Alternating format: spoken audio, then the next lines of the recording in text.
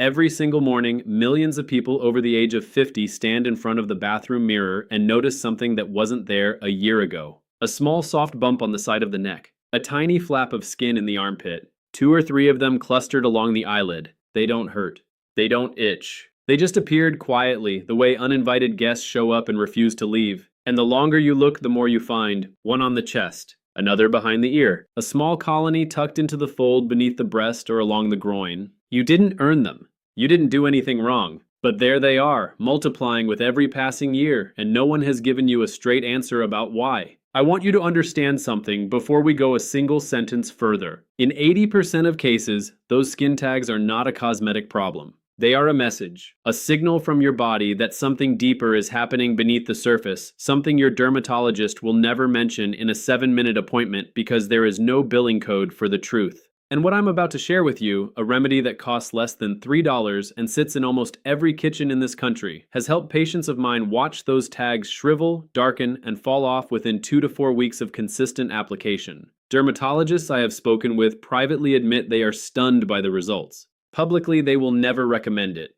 Because the moment you can solve this at home for the price of a cup of coffee, an entire revenue stream collapses. So before we go any further, subscribe to Dr. Waterling right now and hit that like button. We're working toward 1,000 subscribers and we're building this channel on one principle. The system makes money when you stay sick, not when you get better. Every subscriber moves us closer to a community that refuses to accept that principle any longer. And while you're at it, write your age in the comments below. How old are you? I want to see which age group makes up the majority of our viewers, because it will directly shape what I cover in the videos ahead. Now let me tell you what skin tags actually are, because once you understand the mechanism, the solution will make complete sense. In medicine, skin tags are called acrocordons. That is the technical term. In plain language, they are small outgrowths of skin made up of loose collagen fibers and tiny blood vessels wrapped in a thin layer of epidermis. They typically measure between 2 and 5 millimeters, though some grow larger. They appear most often in areas where skin rubs against skin or against clothing, the neck, the armpits, the eyelids, beneath the breasts, and along the groin folds.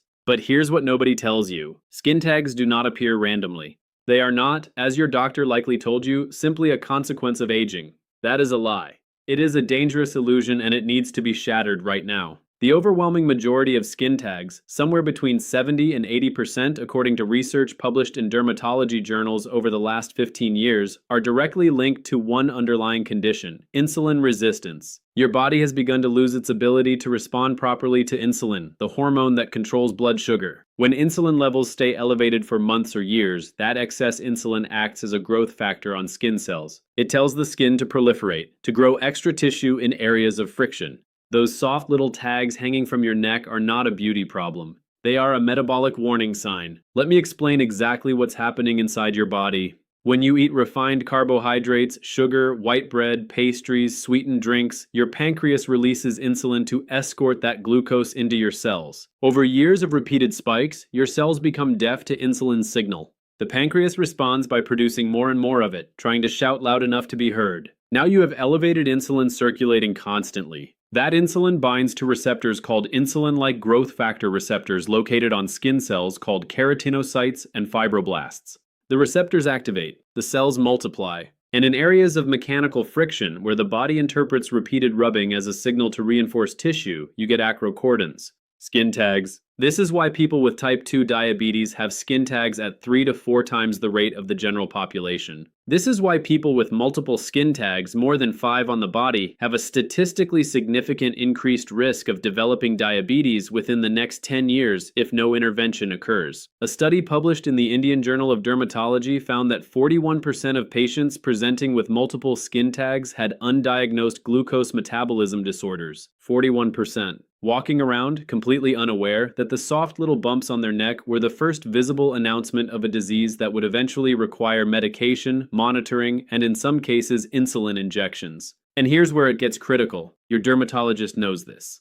The research is clear and accessible, but when you walk into the office and point to the tag on your neck, what happens? You're offered 3 options. The first is cryotherapy, freezing the tag with liquid nitrogen for somewhere between $150 and $300 per session, often not covered by insurance because it's considered cosmetic. The second is electrocautery, burning the tag off with an electric current, similar cost, similar lack of coverage. The third is surgical excision with small scissors, sometimes thrown in at no additional charge, with a quick swab of antiseptic and a bandage. And then you walk out. You walk out without anyone asking you about your fasting glucose, without anyone checking your hemoglobin A1C, without anyone examining your waist circumference or asking about your diet. The tag is gone. The cause remains. And 6 months later, 3 new tags have appeared in different locations. This is not medicine. This is groundskeeping. The system is treating the dandelions in your lawn while ignoring the fact that the soil itself is sick. Your next appointment will not include a metabolic workup because there is no time on a 12-minute office visit, no incentive in the reimbursement structure, and no profit in telling you that the solution costs $3 and lives in your kitchen pantry. Now, the most important thing I want you to hear. You are not helpless in front of your own biology. Your body is not broken. Those tags are not a verdict. They are signal lights, and signal lights can be turned off when you address what triggered them. Let me tell you about Margaret. Margaret is 62 years old. She came to me 18 months ago with what she described as her real complaint, joint stiffness, and her embarrassing complaint, 14 skin tags clustered along her neck and upper chest. She had spent over $1,200 across 3 dermatology visits getting them removed. They kept coming back. She showed me photographs on her phone of the progression over 5 years, from 2 tags to 14. She had been told it was genetic, that her mother had them too, that nothing could be done except periodic removal. When I examined her, I noted the dark velvety patches in the creases of her neck, a condition called acanthosis nigricans, another visible marker of insulin resistance. Her fasting glucose came back at 108 milligrams per deciliter, technically pre-diabetic. Her hemoglobin A1C was 5.9%, 1/10 of a point away from a formal diabetes diagnosis. Her dermatologist had never ordered either test. I put her on the protocol I'm about to share with you, both the topical application and the dietary modifications that address the underlying cause. Within 3 weeks, 11 of the 14 tags had darkened, shriveled, and fallen off on their own. By week 8, all 14 were gone. Her fasting glucose at her 3-month follow-up was 92. Her A1C had dropped to 5.4. The tags have not returned, not one. That was 16 months ago. Now here's the remedy. The $3 kitchen ingredient that does the work. It is apple cider vinegar. Raw, unfiltered, with the mother, the cloudy strands of beneficial bacteria and enzymes you can see floating in the bottle. A bottle costs between $2 and $4 at any grocery store and lasts for months of use. That is the entire investment. But here is where most people go wrong. They've heard about apple cider vinegar. They've tried dabbing it on once a day with a cotton swab. They've given up after a week because nothing happened. The application matters as much as the substance. Let me walk you through exactly how this works. Apple cider vinegar contains acetic acid at a concentration of approximately 5%. When applied directly and consistently to a skin tag, the acetic acid performs 3 actions. First, it gradually breaks down the protein structure of the tag, dissolving the loose collagen fibers that give it shape. Second, it dehydrates the small blood vessels feeding the tag, cutting off its nutrient supply. Third, the acidic environment denatures the epithelial cells on the surface, causing them to dry and slough off in layers. This is not folklore. This is chemistry. The same principle that allows acetic acid to dissolve mineral deposits in your coffee maker dissolves the cellular architecture of an acrocordon, which has no protective barrier comparable to healthy surrounding skin because of its loose vascular structure. Now, how to apply it correctly? You will need 3 things: a bottle of raw, unfiltered apple cider vinegar with the mother, a small package of cotton balls or cotton pads, and a roll of medical paper tape or small adhesive bandages, the kind that cost about $2 at any pharmacy. The protocol is precise. First, wash the area around the tag with warm water and mild soap. Pat completely dry. Any moisture on the surrounding skin will dilute the vinegar and increase the risk of irritation to healthy tissue. Second, tear a small piece of cotton about the size of the tag itself, no larger. This is critical. You want the vinegar contacting the tag, not bathing the healthy skin around it. Third, dip that small piece of cotton into the apple cider vinegar and squeeze out the excess so it is saturated but not dripping. Fourth, place the cotton directly on the tag and secure it with a small piece of medical tape or a bandage. Leave it in place for 15 to 20 minutes the first time. After 3 days of tolerance, you can extend this to 30 minutes. After 1 week, if the skin around the tag remains healthy and uninflamed, you can extend to a full hour or apply overnight if the location permits and the tag is in an area without sensitive skin nearby. Perform this application twice per day. Once in the morning, once before bed. Consistency is everything. People who apply it 3 times the first day and forget for the next 4 days will see no results. The chemistry requires repeated exposure. Within 3 to 7 days, you will notice the tag begin to darken. It may turn brown, then black. This is the tissue dying as the blood supply is cut off. Do not be alarmed. This is the desired outcome. The tag will then begin to shrivel and shrink. Between day 10 and day 21 for most tags, it will fall off on its own. Do not pull it off prematurely. Allow the natural detachment to occur. When it falls, you will see a small pink area beneath that will heal completely within 7 to 10 days, usually with no visible scar. Now, the most important warning I have to give you. This protocol is for confirmed benign skin tags only. Pedunculated growths, soft and flesh-colored, that hang from a narrow stalk. If you have a growth that has changed shape, has irregular borders, contains multiple colors, bleeds spontaneously, itches persistently, or has grown larger than 6 millimeters, do not apply anything to it. See a dermatologist. That description fits potential skin cancers including melanoma, basal cell carcinoma, and squamous cell carcinoma. Those require professional evaluation and biopsy. Apple cider vinegar will not help and may delay a diagnosis you cannot afford to delay. Everything discussed today supports your body's natural processes. It does not replace medical evaluation when something needs clinical examination. Also, do not apply this protocol to skin tags on the eyelids or directly adjacent to the eye. The mucous membranes around the eye are too sensitive for acetic acid application, and the risk of accidental contact with the eye itself is too high. Eyelid tags should be evaluated by a dermatologist who can remove them safely with appropriate technique. Do not apply this to genital skin tags either, as the mucous membranes in that region cannot tolerate the acidity. If you are diabetic and on medications including metformin, sulfonylureas, or insulin, do not modify your medication regimen based on anything in this video. Apple cider vinegar applied topically does not affect blood sugar systemically in any significant way, so topical use is safe alongside diabetes medications. However, if you implement the dietary changes I'm about to discuss, your medication needs may decrease, and that requires monitoring by your prescribing physician. Never discontinue prescribed medications without medical supervision. Now, here is where this becomes more than a cosmetic fix. Removing the tags without addressing the underlying cause is exactly what your dermatologist has been doing, and you've seen the result. They come back. To prevent recurrence, you must address the insulin resistance driving the proliferation in the first place. This is the part the system will never integrate into a dermatology appointment. Here is your complete daily protocol, organized morning, afternoon, and evening. In the morning, before anything else, drink 1 tablespoon of apple cider vinegar diluted in 8 ounces of room temperature water. Sip it slowly through a straw to protect tooth enamel from the acidity. Then rinse your mouth with plain water. Research published in the Journal of the American Association of Diabetes Educators demonstrated that this practice reduces post-meal blood glucose spikes by 20 to 34% in individuals with insulin resistance. The acetic acid slows gastric emptying and improves insulin sensitivity in muscle tissue. For breakfast, eliminate refined carbohydrates entirely. No cereal, no toast, no pastries, no fruit juice.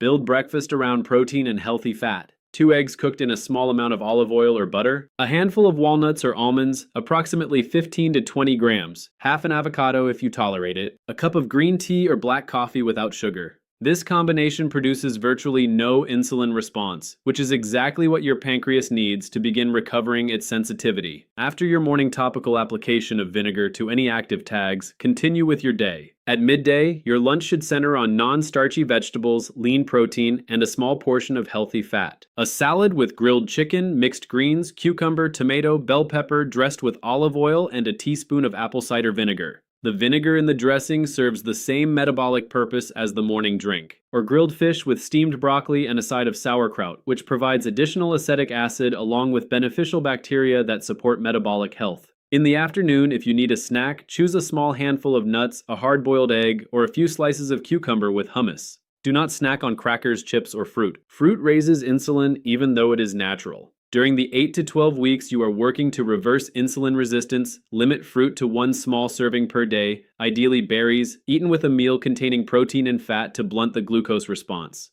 Evening meals should follow the same principles. A palm-sized portion of protein, a large portion of non-starchy vegetables, a small amount of healthy fat, no grains, no potatoes, no bread on the table. This is not forever. This is for the 8 to 12 weeks required to allow your pancreas to recover and your cells to regain insulin sensitivity. After that, complex carbohydrates can be reintroduced in modest amounts. Before bed, perform your second topical application of vinegar to the tags. Then perform 5 minutes of slow diaphragmatic breathing. Place one hand on your abdomen, breathe in through your nose for a count of 4, allowing your belly to rise, hold for 2 counts, exhale through pursed lips for a count of 6. This activates the parasympathetic nervous system, lowers cortisol, and cortisol is itself a driver of insulin resistance. 5 minutes. That is the entire investment. 3 times per week, add 20 to 30 minutes of brisk walking, preferably after your largest meal. Walking after eating reduces blood glucose by approximately 17% compared to sitting. That is not my opinion. That is documented research from the Diabetes Care Journal. Muscle contraction during walking allows glucose into muscle cells through a pathway that does not require insulin, giving your overworked pancreas a rest.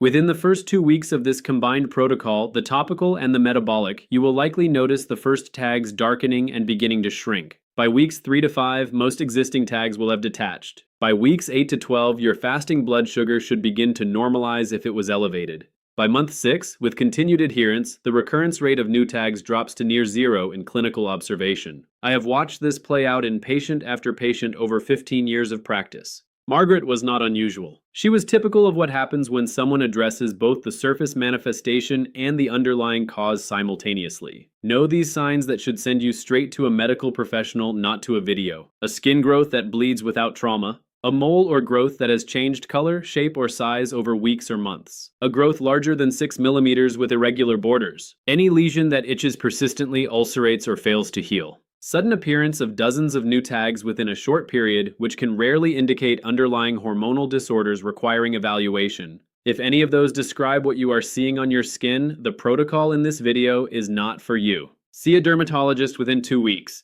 Early detection of skin cancer has a survival rate above 95%. Delayed detection has a survival rate that drops precipitously. This is the part the system was never going to tell you. The tags on your neck are not random. They are not just aging. They are not your mother's fault. They are a window into your metabolism, and your metabolism responds to what you do every single day. A $3 bottle of apple cider vinegar applied with discipline twice a day will remove the visible signal. The dietary protocol will remove the underlying cause. Together, they accomplish what $1,500 of cryotherapy and electrocautery cannot. They end the cycle. If this video helped you, send it to someone you care about. A friend, a sibling, a parent, someone who has been quietly hiding the tags on their neck or pulling at the ones on their eyelid, who has been told there is nothing to be done. You may have just given them not only the solution to a cosmetic concern, but the early warning system that prevents a chronic disease they don't yet know is forming.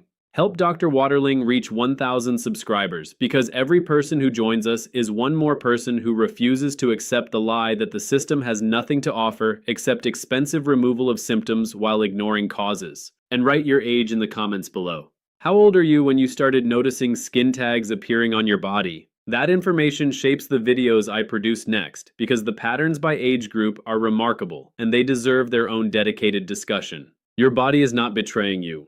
It is talking to you. The tags on your skin, the patches in your folds, the small changes you've been told to ignore, they are all messages. And once you learn to read them, once you respond to them with the right combination of topical correction and metabolic recovery, you stop being a passive patient and you become an informed agent of your own health. That is the principle this channel is built on. That is what 15 years of clinical practice taught me people need to hear and almost never get told. And that is what we will continue to deliver, one video at a time, for as long as you keep watching.